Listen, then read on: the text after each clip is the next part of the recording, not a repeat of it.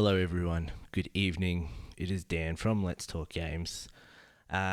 We said on the last podcast, which you should go watch, the first one of the year, that so essentially our podcasts are going to be fortnightly going through this year, just so we maybe have a little bit more news, but also just time for us all, for the three of us to get together. But we're going to try during that time to just post up little videos here and there, depending on what news is happening and stuff like that. And I guess it also gives us a little bit of time to do things like this, where today I'm going to be talking about anyone that has watched any type of podcast that I've been on this channel will know that I'm a huge fan of Uncharted. Not Naughty Dog as in general, but like Uncharted is my favorite video game franchise, followed closely by The Last of Us. And to the point, like, I got married recently, and I have the Nathan Drake ring, Sic Parvis Magna, greatness from small beginnings. Huge fan. Like literally just over my shoulder. What's that? That shoulder. Uncharted poster there. Big fan. And as you probably all are well aware, next month the Uncharted movie is coming. Very excited. This has been a long time. The famous jokes that Mark Wahlberg was taped to be Nathan Drake back then, and it's been so long that he's now playing Sally. Like, that's just hilarious. But nevertheless, I'm still cautious about the movie. The trailers, while I've enjoyed them, I've not loved them. It's a nerve-wracking time. And I just thought I'd go through a list of things here today about what things Uncharted fans want from this movie. And yes, I'm speaking on behalf of everybody in the movie, in the world, about the movie. So I've got a few notes here, but I just wanted to talk to you guys just like I did my last video and just go through it, and hopefully people can comment below and give me your thoughts. You might think I'm totally wrong with how I'm approaching this movie, but let's just go through it, and we'll see if I can. If I change your opinion, that's fine, or you might just think I'm a bit crazy, but at least you understand where I'm coming from when I'm talking about this movie. So the first one is kind of a few dot points about things we need to just get straight from the beginning before I go through into anything about the actual details of the movie. The first thing is, this being an adaptation, this is not going to be the video game. It's a reimagining of the franchise. It's a prequel to the games, but not beholden to the games. So they can take things, if you're comic book fans and you've been watching Marvel and DC throughout the last however many years, you know that sometimes it makes a movie better when you just take the good parts from the source material and bring it in and make it make sense as a movie. And I think that's what they need to do with this video game movie. The other thing I want to get through is, before anyone mentions it, I agree, Nathan Fillion would have been a good Drake. I totally understand. Firefly is one of my favorite TV shows ever, and if this was being shot 20 years ago, then yes, I could see Nathan Fillion being Drake. But he's 50 years old, and if you want to argue, well, just cast him at 50. You have to take a couple of things into account. One, this is Hollywood, and how many franchises do you start with a 50-year-old? There are some actors that started doing action roles when they were older, and they were able to like breathe new life into their careers. So like Liam Neeson, Denzel Washington, for instance. But when you think of those guys, while they continually do those movies, they're not normally like That's not a franchise in terms of making many sequels. Like Liam Neeson has the Taken ones. Denzel Washington did Equalizer and Equalizer 2. And that's the only sequel I think Denzel has done in his entire acting career, like altogether. I think the only other one you could maybe talk about is Keanu Reeves, but That's with the John Wick, but that's kind of the exception, right? Most movies aren't starting with a 50-year-old. The next part, and that's, you know, if you're a purist of the video game, and that's what you're trying to, you're trying to argue to be, you're a pure to the video game, you would know Drake is like 30 in the first movie, in the first game, meaning by Uncharted 4, he's like in his early 40s. Like, he's not, he's retired, but he's not old. He's not like crippling. Like, he's still working out. He can still jump from ledge to ledge, and it doesn't seem unrealistic in that sense. And he's not. It's not like the Daniel Craig Bond movies, right? Where by Skyfall, the third movie, that movie touches upon that Bond is getting old, and maybe this is all past him, and his best days are over. And then they make two more movies with Craig in it, so it's not really like that, and I can see why they're starting younger. Speaking of starting younger, got to talk about Tom Holland. He's 25 years old currently. He was probably 23, 24 when he filmed, and people are saying he's not right for the role, and he's not necessarily who I would have cast either.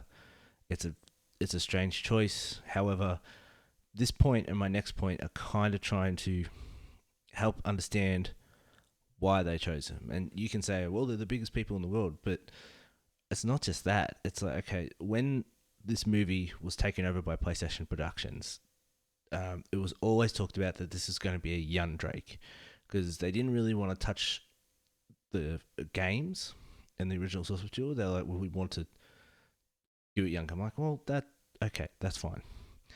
So then you're looking at young actors, and when people say, well, I don't want Tom Holland, I'm like, well, okay, well, if you're getting someone that's around this 25-year-old, name me one other 25-year-old actor. And it's really hard, because most people they think of are all maybe 10 years older. And I went to this. I just went on a Google search, and I typed in like 25-year-old actors, and I've just got this famous birthdays, right? So it just tells you all the actors and movie actor, TV actors that are that age. And this is what I got. Right? Tom Holland, number 1, right? And pay attention to that. So, number 1, you've got all these other actors, and if you can name 10% of them, I'd be surprised. Like Jacob Batalon below Tom Holland there at number 5. I know him, but that's because he's in the Spider-Man movie, and if they cast him as Nathan Drake, I'm not sure how much happier people would be. The only one that I kind of found down this way was Ty Sheridan. He was in the X-Men movies as Cyclops, like the latest ones. I saw him first in Mud with Matthew McConaughey, and he was the main guy in Ready Player One. So, like, okay, he's got some things under his belt, but none of these guys, who are apparently some of the most well-known 25-year-old actors, none of them are on the level of Tom Holland at this point. So, get that. And I think that brings me on to my next thing, where, okay, so now we understand why they picked 25-year-old. If you want to be that purist in terms of the franchise, we know that Sully is 25 years older than Drake. Come on, Sully, you're strong as an ox. Anyway, what's the hurry? They think we're... Sully, you're strong as... Definitely stuff that up. Oh, yeah. Let's have Just swell. a listen to this comment. Here, just give me a sec. You always seem to forget. I got 25 years on you. Come on, Sully, you're strong. So we know he's 25 years older than him.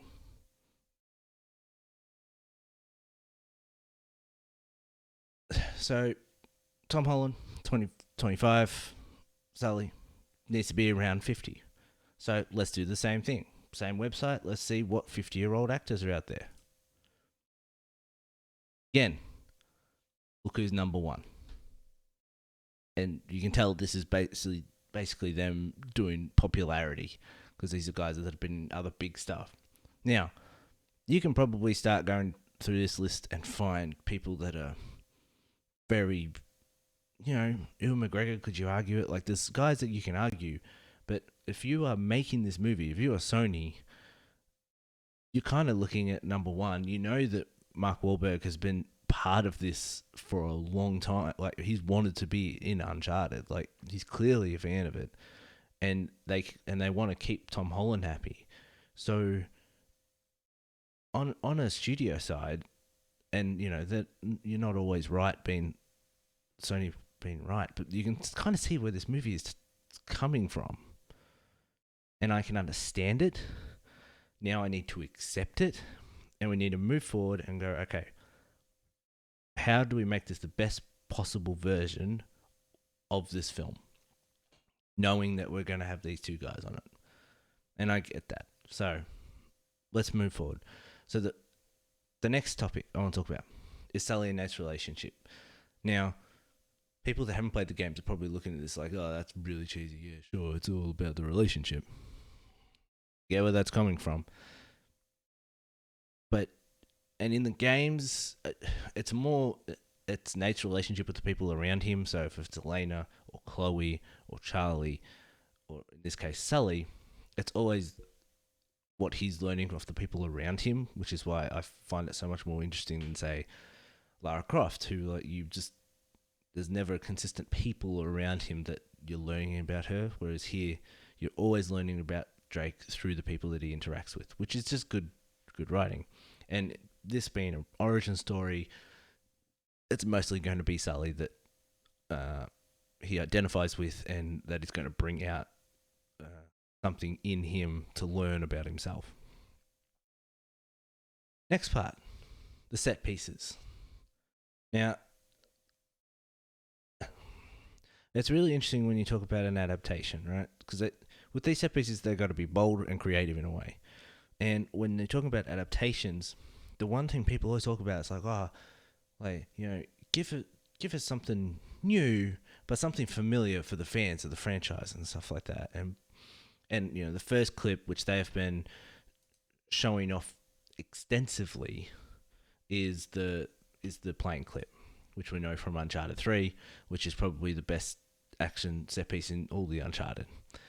And hopefully it tracks good within the story. Hopefully it makes sense. But what we've seen from later trailers is we start to see, them lifting up pirate ships out of the jungle and flying, and there's flying pirate ships, and they're jumping from one pirate ship to another, and that's something that's never been in the games. So they've given us something we're familiar with, if you're a fan, but they're also giving us something new, which in Uncharted Lost Legacy, slight spoilers if you're playing it, it's not story spoilers or anything, but the game, the last set piece ends on a train. And it's really well done, and I had a lot of fun doing it, and you get to do some awesome combat in the midst of it. But even while I was playing it, and when I think about it after the fact, all I'm thinking about is that, they're doing a train scene, but it's not going to live up to what was in Uncharted 2 and that famous train scene then. So they're kind of doing the same thing again, but it's just more technically impressive because it's on a later console and the game engine is looking prettier, stuff like that. So this movie has already given us something we've seen before, slightly different with the plane, but also something completely different, which is flying pirate ships. So, and this is just from trailers, I'm assuming that's going to kind of be the end of the film, but I'm kind of excited to see something different as well as something that I love Uncharted. That's the set pieces. Next things are the important things about Drake that we need to get right.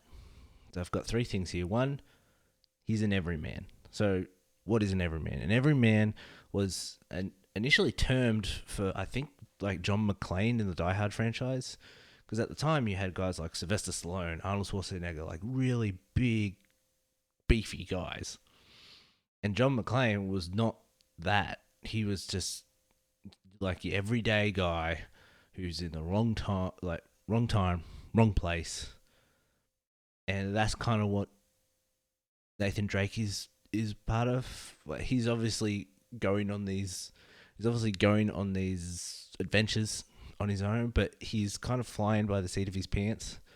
You know, he's not a Master Chief. He's not Kratos. He's not this absolute weapon. He's just trying to survive or get through whatever ordeal he is at that particular time.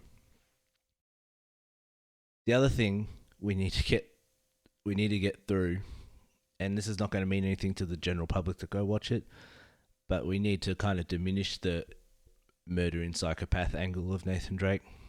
Now, I think it's funny, but the joke has kind of turned into some unfair criticism of the franchise and Nathan Drake being this murdering psychopath. So in that like plane clip that we just saw, as you continue to watch it, he's not shooting a lot of people in there. He's kind of just letting other things are just taking out the bad guys, and he's just trying to get back in the plane and everything. And it reminded me of an interview that with Zack Snyder regarding Batman v Superman: Dawn of Justice. And in that interview, he's describing about, you know, with Batman killing people in that movie, he's describing that it's not Batman killing people, it's him the indirect result of what's happening. And I think, for instance, I'll bring this up now. So this is the warehouse fight, which everybody knows about. And here's one quick example where the guy comes around, he's got the grenade, and he kicks the guy into the guy with the grenade, and, you know, Batman didn't actively kill him. It's just the way the events panned out, the guy dropping the grenade and then going back to grab it to try and stop it, and he dies, is not Batman trying out to kill him. Now, I'm not here to have a Batman v Superman thing. I don't necessarily agree with that concept as a Batman character. However, that type of reasoning being used for an Uncharted adaptation, I think, works. The fact that Drake is just trying to get away from all of these things happening, and in that, the result will be some guys are flying out the plane because they got knocked by a massive crate or anything like that. So I think that might actually be a good way to get through it, because you don't need to murder 500 people. The other thing about Drake is this is Drake before Elena. Now, anyone that's plays the games, they know how important Elena is to the franchise. And, you know, it will be really good, at least in this movie and maybe in another movie, depending on when they want to bring Elena in, if this becomes something. You know, we can deal with Drake and his commitment issues. And that sounds really weird to people that haven't seen it, but haven't played the games. But there's multiple times that we hear throughout the franchise how Drake has commitment issues. So I got a couple here. So the first one is from Uncharted 2, right? And he's with Chloe. Talk about making yourself easy. Oh, you're not jealous. Let's not forget who walked out on whom. After all, you don't get to be jealous. Wait a minute. And then again in Uncharted 3. Come on, admit it. You love all this as much as I do. No. No, not anymore. Really? Huh. Okay, well, why don't you just walk away? Oh, me? Me walk away. That's funny. So it is this kind of running thing that Drake has these commitment issues. And it's not until Elena, and once he loses her once, he realizes he doesn't want to lose her again. and Uncharted 4 deals with a whole nother thing, but that's still the character progressing. So we get to see maybe there's a thing with Chloe in this one, but it doesn't really work, and he just loses it, ditches it. I don't know, but it could be the start of showing that side of the character, because I do think it's important, because it also shows why Elena is incredibly important when she comes into the picture later. All right, next thing I want to talk about is Sully. Obviously, he's really important, but in the games, Sully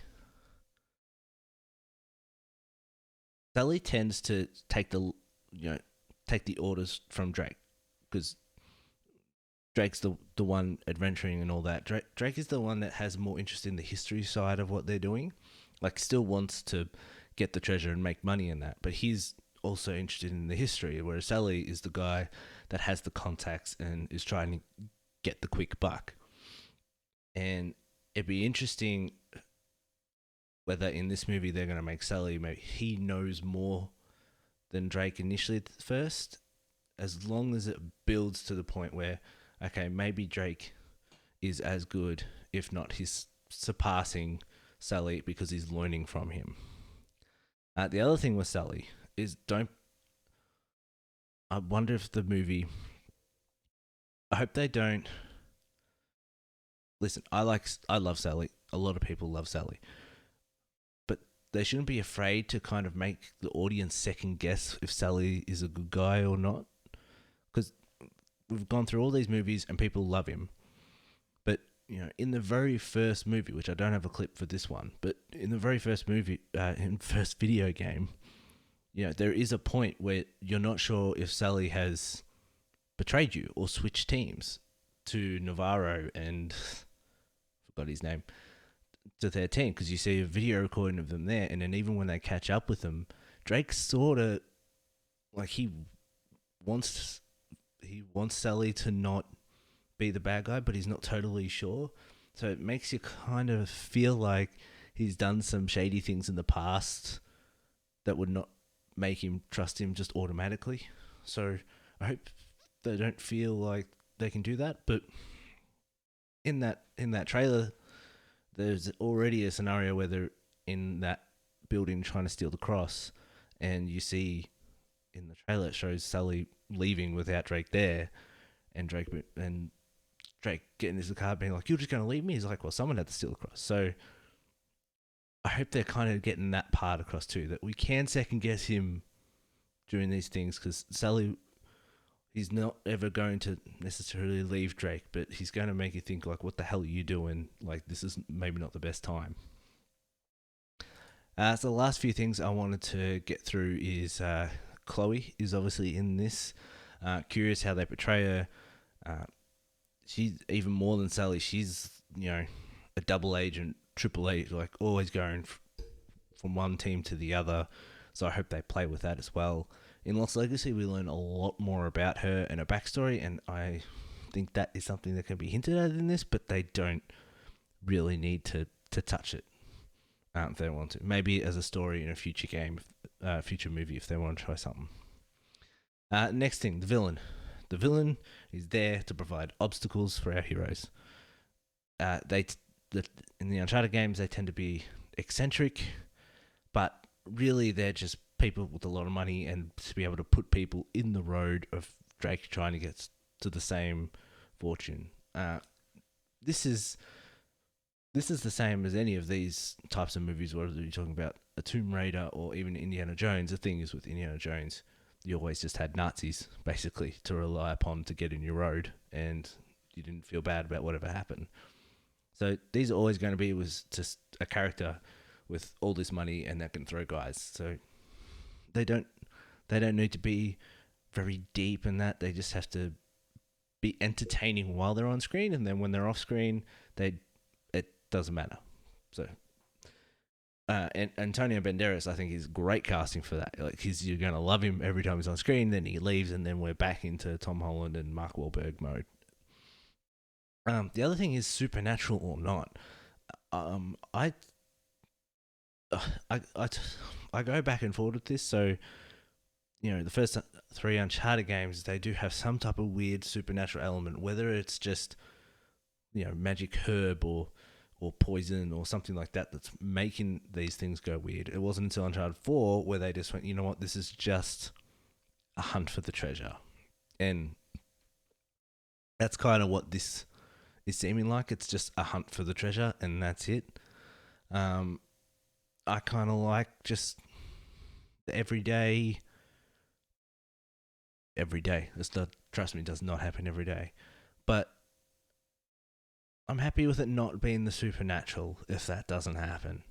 And this doesn't mean anything, but the Tomb Raider one with Alicia Vikander that came out went into that supernatural, so this would be kind of nice if this just zagged, so it didn't feel like all these kinds of franchises were just doing the same thing.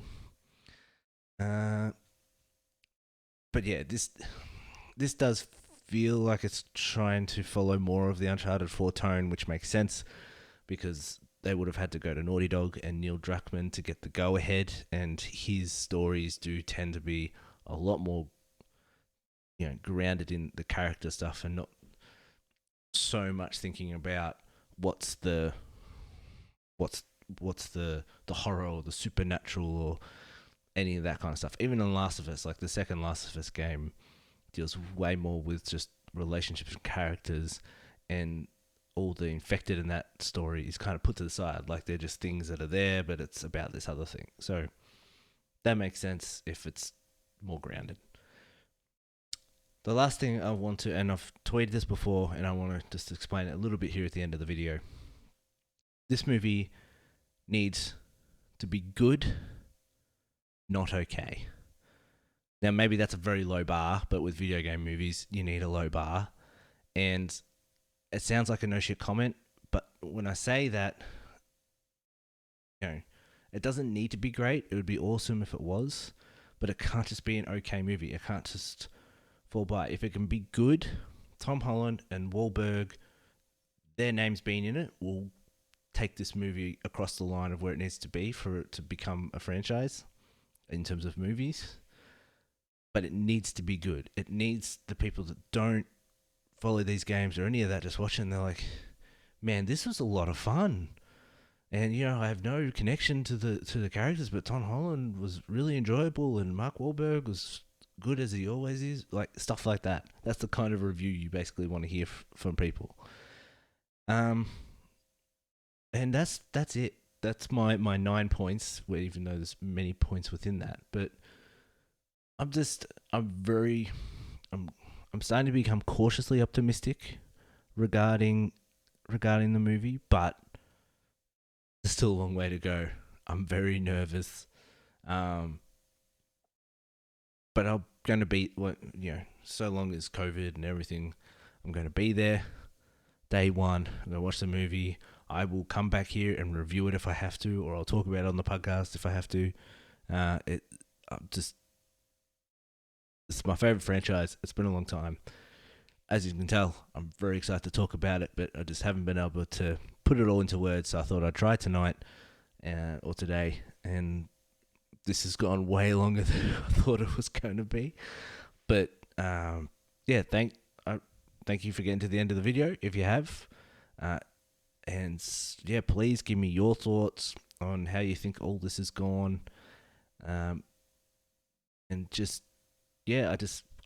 to have some more dialogue about the movie that's not just, well, Nathan Fillion should have been Drake. Like, let's have some actual discussions about how this movie can be good with what we have. All right. Well, I'm Dan from Let's Talk Games, and thank you very much for watching. And we'll catch you on the next episode.